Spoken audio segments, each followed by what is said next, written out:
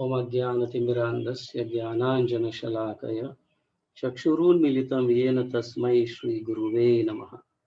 जय श्री कृष्ण चैतन्य प्रभु नित्यानंद, श्री अद्वैत गदाधर श्रीवास आदि गौर भक्त वृंद।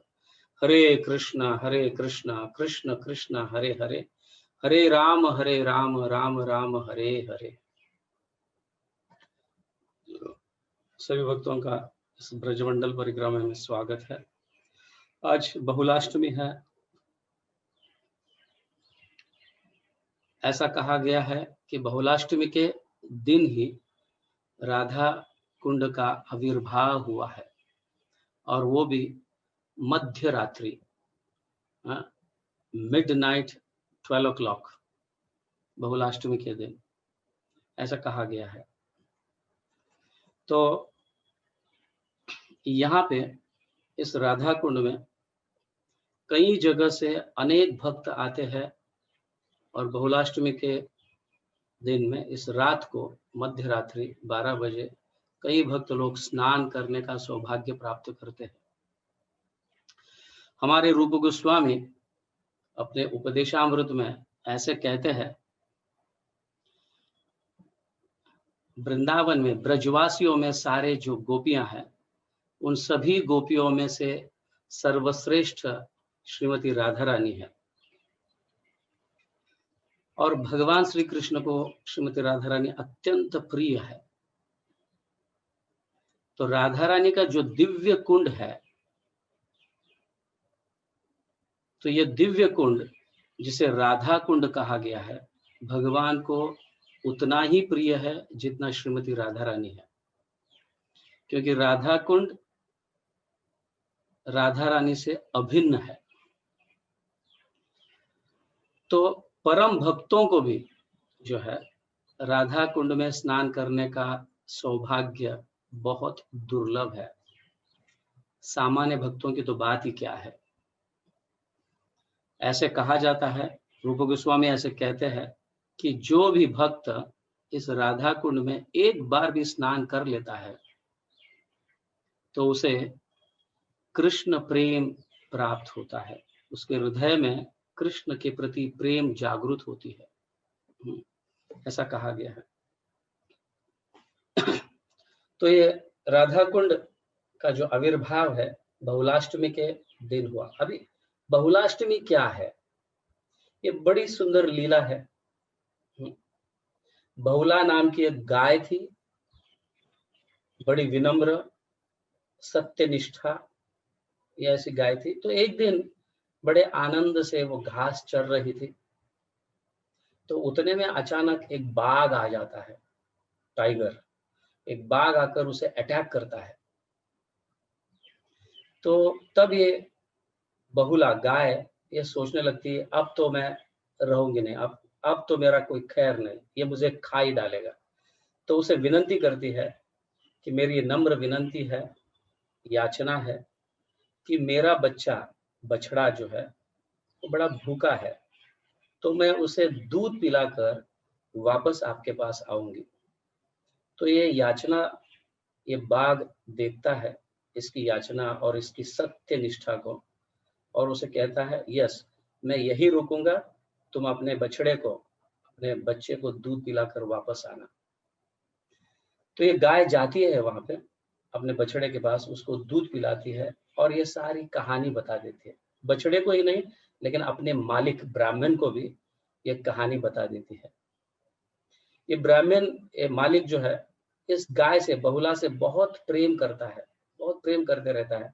तो कहता है कि तुम्हारा तो बछड़ा है, तुम जाओगी तो बछड़े का क्या होगा, उससे तो अच्छा मैं जाऊंगा वहां पे, बाघ भले मुझे खाए।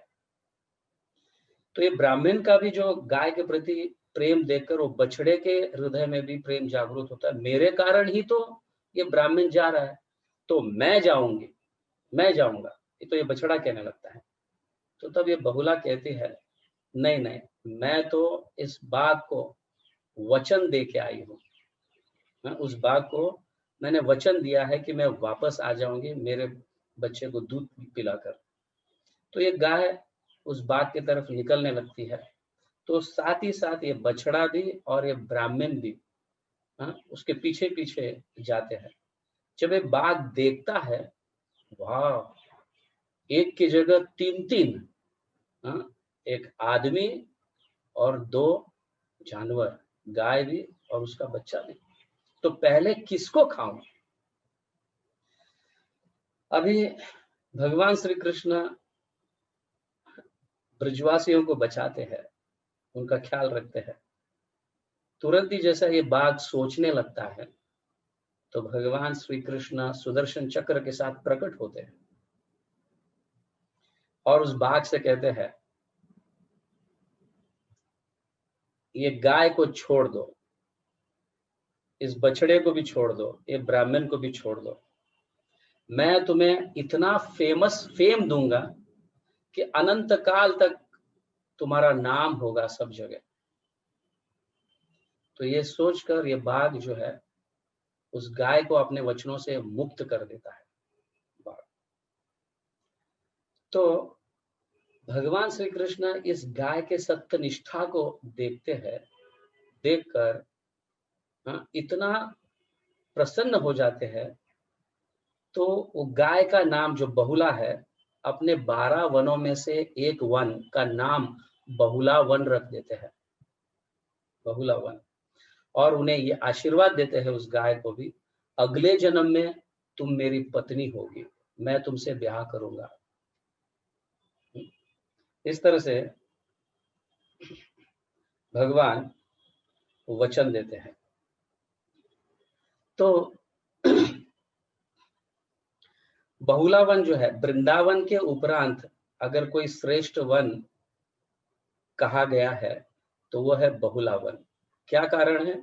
तो बहुला वन में राधा कुंड प्रकट हुई है, इस भौतिक जगत में राधा कुंड प्रकट हुई है। तो इस भौतिक जगत में राधा कुंड और श्याम कुंड का तो हम प्राकट्य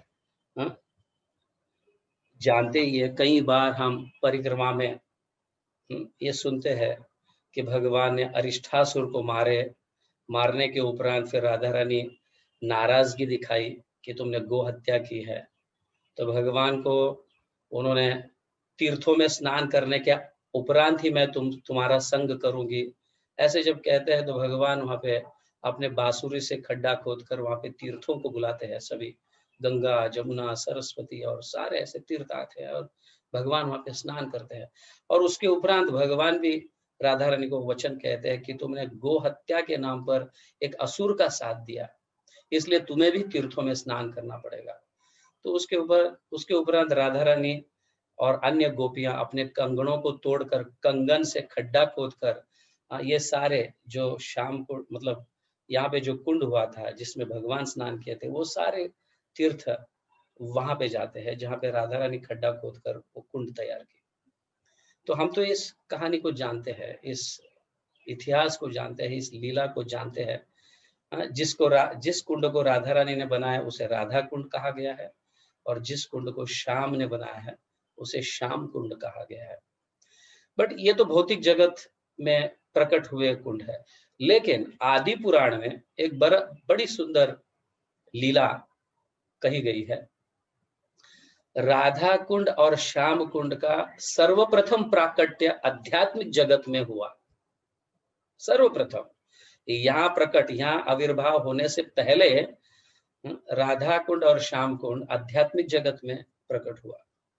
तो एक समय जो है भगवान श्री कृष्ण और राधा रानी बड़े सुंदर हीरों से जड़ित सिंहासन पर बैठे हुए रहते हैं। अन्य गोपियां भी वहां पे उपस्थित होती है और सुंदर वातावरण होता है, कुंज होता है, सारे जगह जंगल, पेड़ ही पेड़, सुंदर पक्षियों की आवाज, भंवरों का आवाज, यमुना का बहता हुआ जल का आवाज, बड़ा सुंदर वातावरण होता है। और कृष्ण श्याम जो है राधा रानी के सौंदर्य को देखकर, दोनों एक ही सिंहासन पर बैठे हुए रहते हैं, तो श्री कृष्ण राधा रानी के सौंदर्य को देखकर बड़े आकर्षित हो जाते हैं और राधा रानी की आंखों में देखने लगते हैं। और जैसे ही राधा रानी के आंखों में देखने लगते हैं भगवान श्री कृष्ण, उनके हृदय में इतना इंटेंस लव, प्रेम, गाढ़ प्रेम जागृत हो जाता है।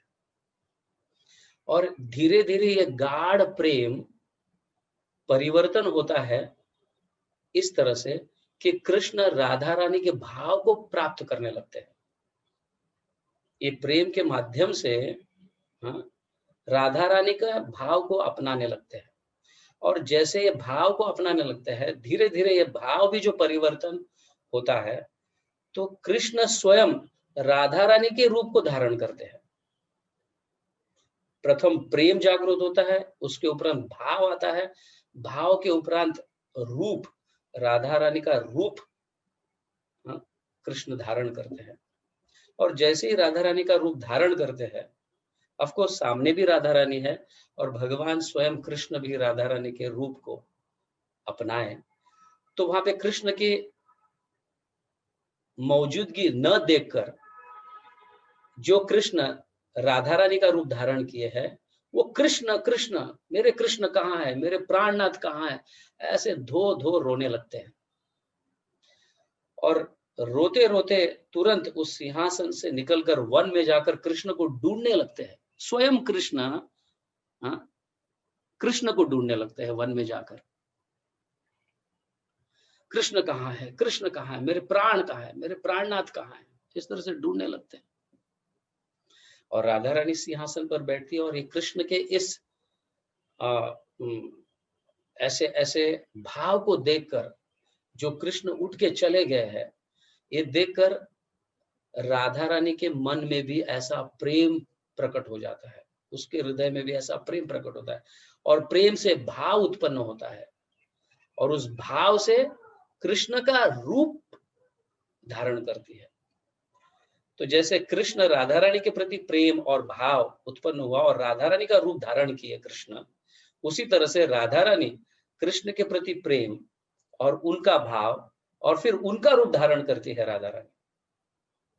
और इस अवस्था को ये सारे गोपियां देखकर सांत्वना देने लगती है, क्योंकि राधा रानी जो कृष्ण का रूप धारण की है, वो भी रोने लगती है।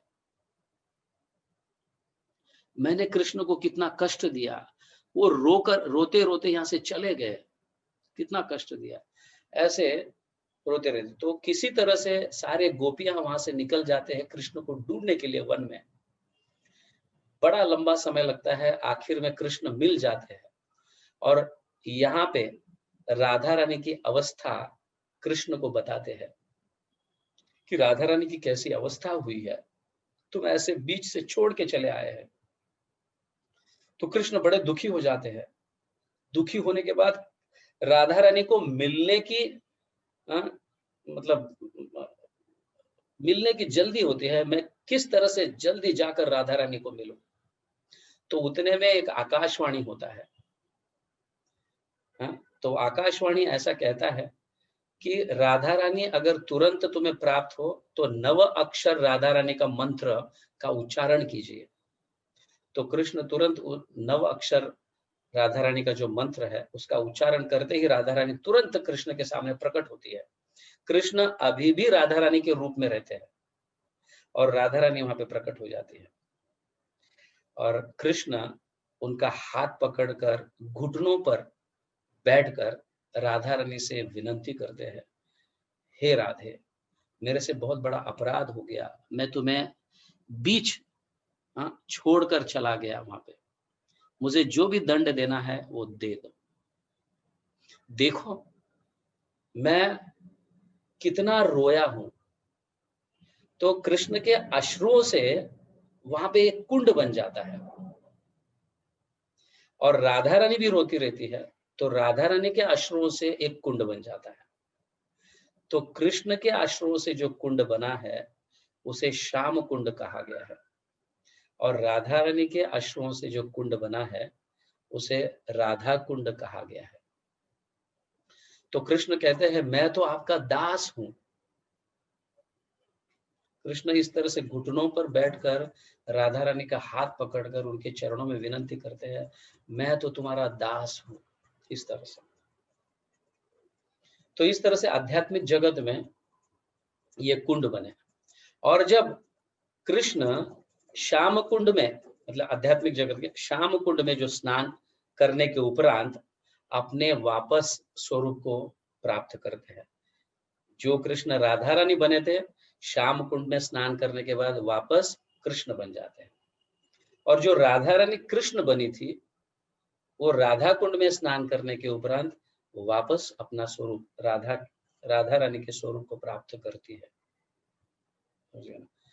और कहा गया है कि जो राधा कुंड और श्याम कुंड में स्नान करते हैं, ऐसे कृष्ण कहते हैं कि जो भी राधा कुंड में स्नान करता है, जो भी भक्त, तो मुझे राधा रानी के प्रति जो भाव है, प्रेम है, ऐसा ही प्रेम उस भक्त को प्राप्त होगा, ऐसे कहते हैं। तो उस समय जब ये कह रहे थे, तो भगवान श्री कृष्ण राधा रानी के चरणों को पकड़कर घुटनों पे बैठकर रो रहे थे, मैं तुम्हारा दास हूं, मैं तुम्हारा नित्य दास हूं। तो जो भक्त राधा कुंड में स्नान करता है, तो कृष्ण जो कह रहे हैं, मेरे भाव को प्राप्त करेगा, मेरा भाव जो राधा रानी के प्रति है, ऐसे भाव को प्राप्त करेगा। इसका अर्थ यह है कि हम राधा रानी के दास बन जाएंगे। जैसे कृष्ण कह रहे हैं, वैसे हम भी बहुत शुद्ध भक्त बन जाएंगे राधा रानी के। तो ये इसका इतिहास है। आध्यात्मिक जगत में सर्वप्रथम राधा कुंड और श्याम कुंड प्रकट हुआ, और उसके बाद में इस भौम जगत या इस भौतिक जगत में, इस भौम वृंदावन में राधा कुंड और श्याम कुंड प्रकट हुआ। और ये लीला अलग है। यह अरिष्ठासुर को मारने के उपरांत फिर राधा कुंड और श्याम कुंड का प्राकट्य हुआ। तो इस तरह से ये बहुत सुंदर लीला है आध्यात्मिक जगत का, राधा कुंड और श्याम कुंड का। तो हमें निश्चित रूप से वृंदावन में रहना चाहिए कुछ समय के लिए। हो सकता है तो बहुलाष्टमी के समय रात को 12 बजे राधा कुंड और श्याम कुंड में स्नान करना चाहिए। तो स्नान करने की भी विधि है। तो पहले राधा कुंड में स्नान किया जाता है प्रणाम करने के उपरांत, फिर श्याम कुंड में स्नान किया जाता है श्याम कुंड को प्रणाम करने के उपरांत, फिर वापस राधा कुंड को प्रणाम कर फिर राधा कुंड में स्नान किया जाता है। तो ये विधि है राधा कुंड में स्नान करने की। तो राधा कुंड में स्नान करने से भक्त को कृष्ण प्रेम प्राप्त होता है, राधा रानी के प्रति भक्ति दासत्व भाव को प्राप्त करता है। ये बड़ी सुंदर लीला है। और हर हमेशा हम जप करते समय इस तरह से ये राधा कुंड और श्याम कुंड के लीलाओं का स्मरण करना चाहिए। ऐसे करेंगे तो ऐसे कहा गया है कि जो भौम वृंदावन है, जब हम हर हमेशा वृंदावन ब्रज लीलाओं का स्मरण करते हैं, तो हमारे आचार्य बताते हैं, वृंदावन महिमा में भी कहा गया है, वृंदावन महिमामृत में कहा गया है कि ये वृंदावन, भौम वृंदावन हमारा हाथ पकड़ के आध्यात्मिक वृंदावन गोलोक धाम लेकर जाता है। तो इसीलिए हमें बार बार हमारे साधना के समय, जप करते समय इन ब्रज लीलाओं का स्मरण करना चाहिए। और सबसे ज्यादा सुंदर स्मरण या अत्यधिक मनमोहक स्मरण जो है, वो है राधा कुंड और श्याम कुंड का प्राकट्य का स्मरण करते रहना चाहिए। धन्यवाद। हरे कृष्ण। श्री श्री राधा कुंड की जय, श्याम कुंड की जय, श्री राधा कुंड आविर्भाव महोत्सव की जय, जगत गुरु श्रील प्रभुपाद की जय, बहुलाष्टमी की जय। गौर प्रेमानंदे। हरि हरि बोल।